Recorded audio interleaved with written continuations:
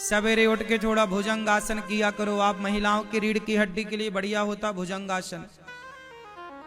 कमर दर्द नहीं होगा भुजंगासन करोगे तो। आप योग करती हो? नहीं किया करो। ये वजन इतना बढ़ा लिया है आपने, अच्छा नहीं है। फिट रहो। ज्यादा वजन बढ़ना स्वास्थ्य के लिए हानिकारक है।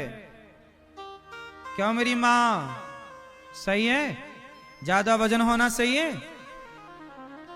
इसलिए खाने पीने पे कंट्रोल, संतुलित खाओ और योग जरूर करो। रीढ़ की हड्डी कमजोर ना पड़ेगी यदि आप भुजंगासन करोगे।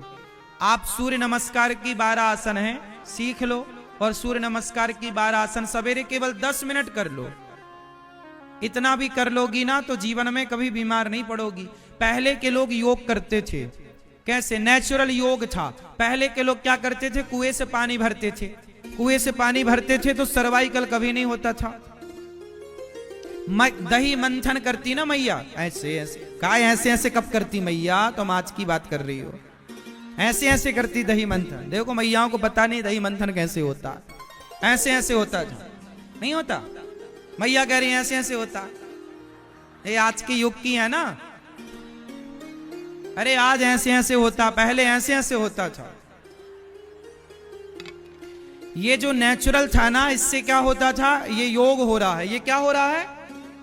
इससे सर्वाइकल नहीं होता था। रीढ़ की हड्डी स्ट्रांग होती थी। पहले महिलाएं उकड़ू बैठ करके ना पोंछा लगाती थी घर में। बोलो हाँ, लगाती थी। तो वो योग था। आजकल महिलाएं काम नहीं करती कुछ, बस खाना, सोना और प्रपंच करना। हाँ वही है प्रपंच। अब इससे तो आप मोटी होंगी, बीमार भी होंगी और जल्दी मरेंगी भी। क्या है? पहले के लोग 90 साल जीते थे, आज तुम 60-70 पे निपट रही हो और है कर रही हो। हाँ। पहले के लोग कितना जीते थे मैया? पहले के लोग कितना जीते थे? 90 साल, 100 साल तो 90 साल तो नेचुरल था। 80 साल 85 साल की महिलाएं भी घर का सारा काम आज भी कर लेती है। पुरानी महिलाएं 90 साल की डोकरी बिना चश्मे के देखती है और चलती बढ़िया है, पुरानी है। और आजकल की बहुएं, आजकल के भारत की औसत आयु कितनी बची पता है? बोलो। आजकल 70 भी कोई नहीं छू पा रहा है।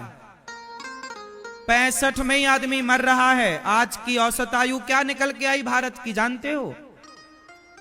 65, अधिक से अधिक 70। 70 के अंदर आदमी आजकल मर रहा, पुरुष भी और स्त्रियां भी।